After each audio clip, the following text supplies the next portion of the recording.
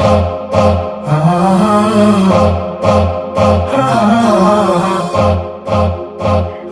alaikum. I'm Zaki Bika and you with us in the lab, empowering, inspiring and informing our viewers. We're back after a spiritual and uplifting break to bring to you what you requested. Often sibling rivalry starts before the second child is born and continues as the kids grow and compete for everything from toys to attention. As kids reach different stages of development, their evolving needs can significantly affect how they relate to one another. It can be frustrating and upsetting to watch. A household that's full of conflict is stressful for everyone. Yet often, it's hard to know how to stop the fighting or even whether you should get involved at all. But you can take steps to promote peace in your household and help your kids get along. With us in studio today is Sharifa Ahmed, mom, grandma, certified life coach, and a tutor. Assalamu alaikum. Jazakallah so much for joining us. Wa alaikum salam, Zaki. Thank you so much for having me. It's always a pleasure. So, Auntie Sharifa, this taboo topic of sibling rivalry, what are the causes? You know, there are so many causes, and unfortunately, I must say, we as parents are highly responsible for it. Okay. There's a lot of responsibility when children come into our lives, and I don't know if we give it the due attention and take the responsibility for it. First of all, we could look at the birth order of the child. When the child is alone, of course, we are all over-pampering the child, and he's a center of attraction. And when the second child is coming, I don't think that we ever prepare the child well enough. Okay, that makes sense. And when the second child comes in and the first child is, so to speak, robbed of his attention, right, he feels he's being treated unfairly. Okay. That can create sibling rivalry. Mm-hmm. And also, what we should realize as parents is that not so much about treating the child equally, but more about fairly. All right. What that means is that every child is different.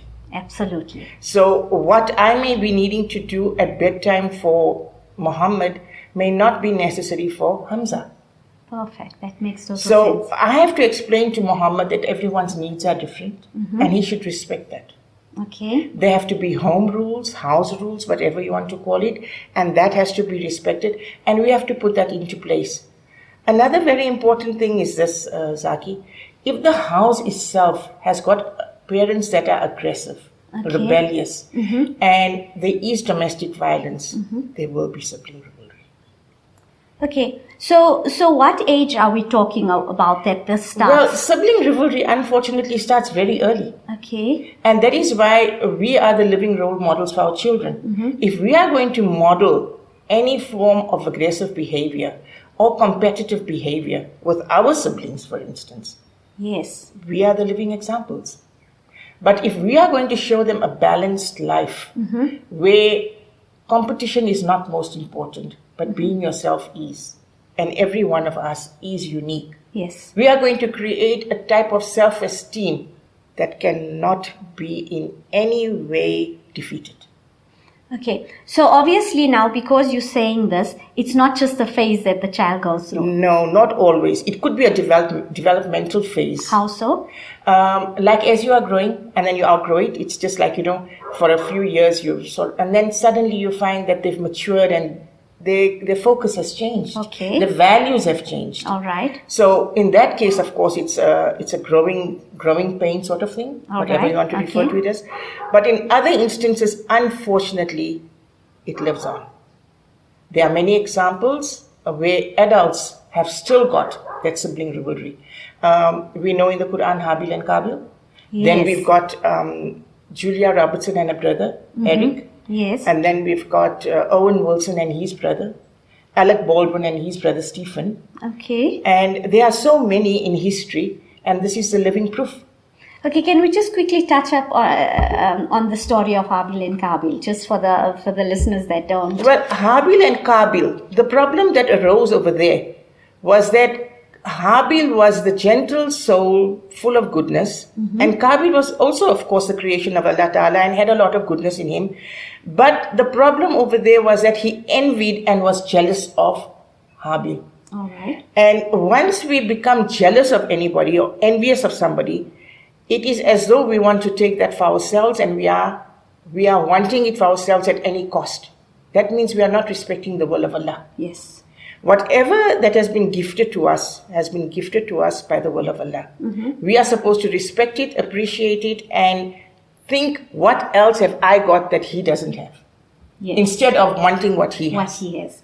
Okay, so the story of Habil and Kabil escalated to murder, if I remember. Yes, he did. Today, in today's times, with our school children, with our own kids, with you tutoring kids, how far can sibling rivalry escalate? Or how far does it escalate? It does escalate very, very highly, and there are triggers and there are factors that parents have to look for. Okay. We know that in schools there's a lot of violence now. The problem is the aggression and violence has escalated to levels that are totally unacceptable. And it can happen in siblings as well.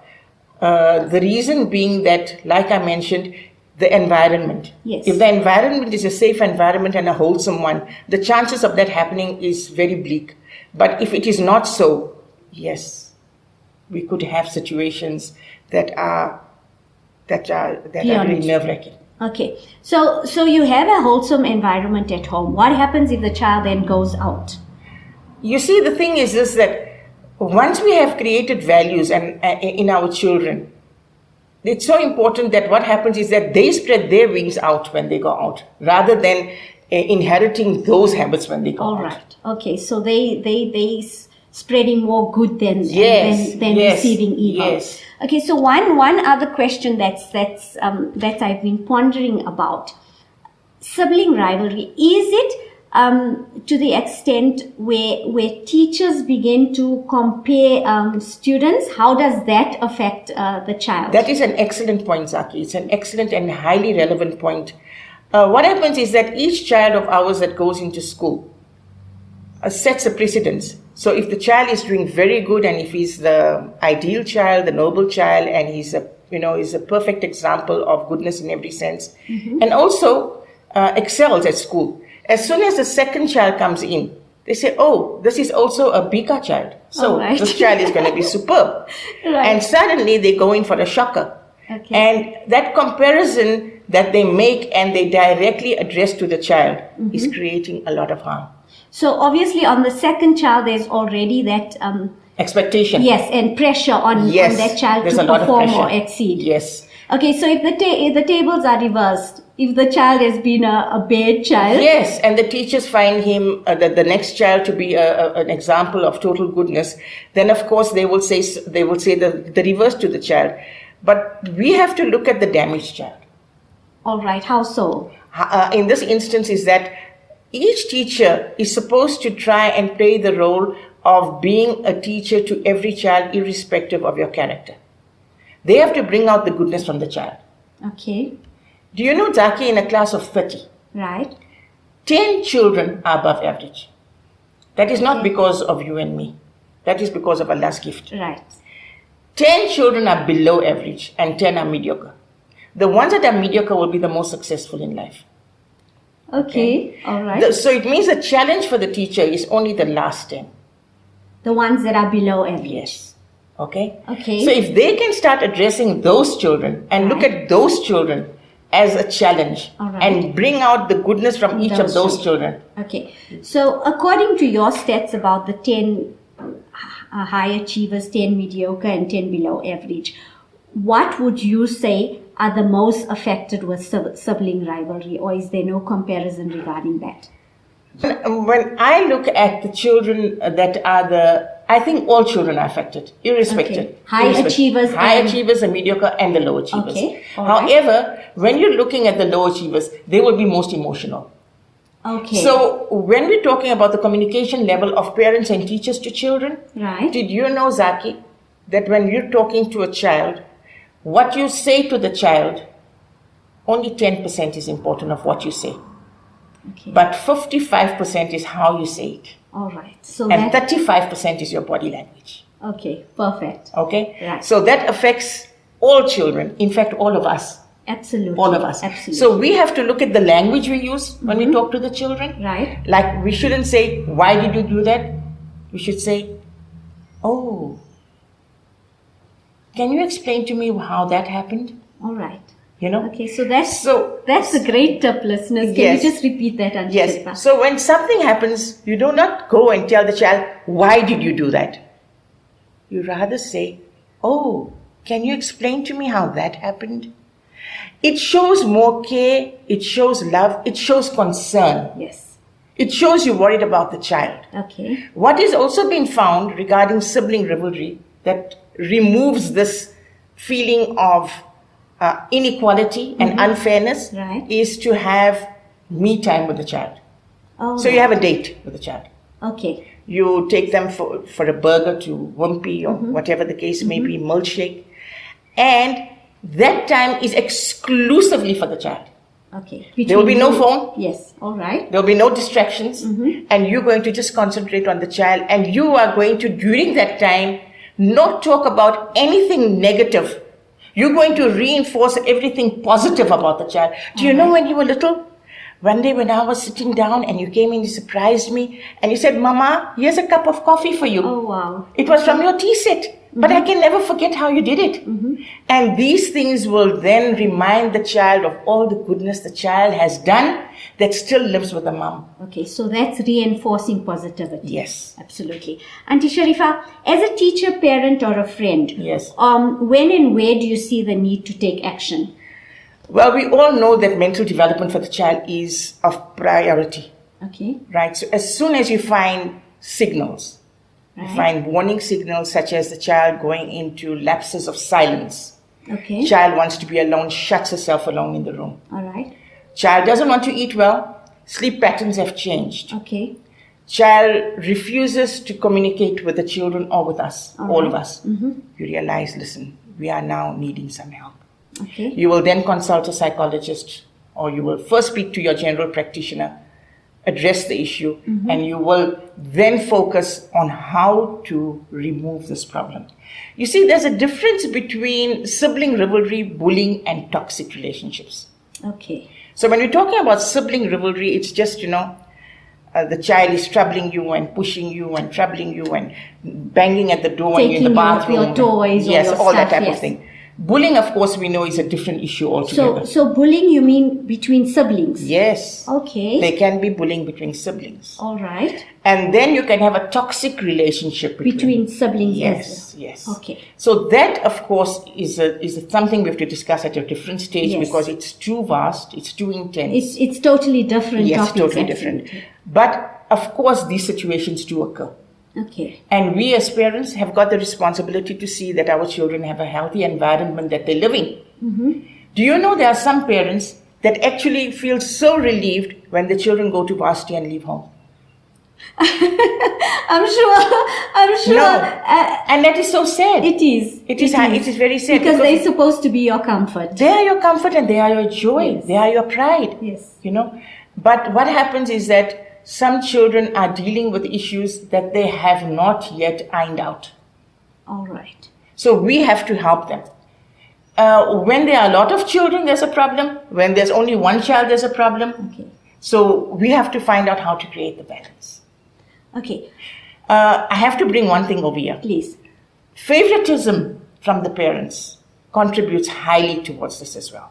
All right. 65% of mothers have a favorite in the family, and the kids know it. Okay. That's so sad, Auntie. Yeah, it's very sad. And the fathers have as well. Okay. But the mother one affects the children more. Really? Yeah, it does. Okay. So. The children always speak and say, your mommy's favorite, your mommy's favorite, Yes. your mommy's favorite. Yes. Okay. So, Auntie Sharifa, is sibling rivalry reversible? Depending when and where. In the early stages, yes. Okay. And later, sometimes, like they say, in the formative years, it's easier. Once it has molded, All right. then it's a bit difficult. But it's never too late. Okay. So then, obviously, the damage control is Yes. more vast and Yes, more extensive. definitely. Auntie Sharifa, like you said, that children pick up more on the mothers having a favorite. Your last and final closing words to mothers, how to go about, even though you have a favorite? I don't think it's possible, but if you do, how do you go about balancing this? You can Reassurance. We have to reassure our children that if I spoke to Muhammad that way, it's what he needed to hear. When I hug you, you needed the hug. So that's the difference. He doesn't prefer the hugs. He prefers me to verbally explain to him and express myself to him. But when I come to you and I hug you, you feel my warmth. So when I say that to you and I don't say that to you, you shouldn't think that I value him more than you. Each one of you are my flowers from heaven. Each one of you give me the joy that no one else can and ever will. So we have to try and do that. But I don't know if we will ever be the best parents. I know our journey in life is to try and be the best parents. We will continue, we will strive to do so. We have to do that to show our children how they then can be the best parents. Absolutely. Jazakallah so much. Well, there you have it, mothers and fathers, direct from the Certified Life Coach words. Thank you so much, Auntie Sharifa, for being with us today. We really value all your input. Thank you so much, Zaki. I'm so happy to be here. Jazakallah so much. Well, that's it then. It's a wrap. I end today's episode with: love between siblings is messy, loud, rough, sweet, fierce, and fun. Catch us next week on Lodium Today for another great episode. Take care. Assalamu alaikum.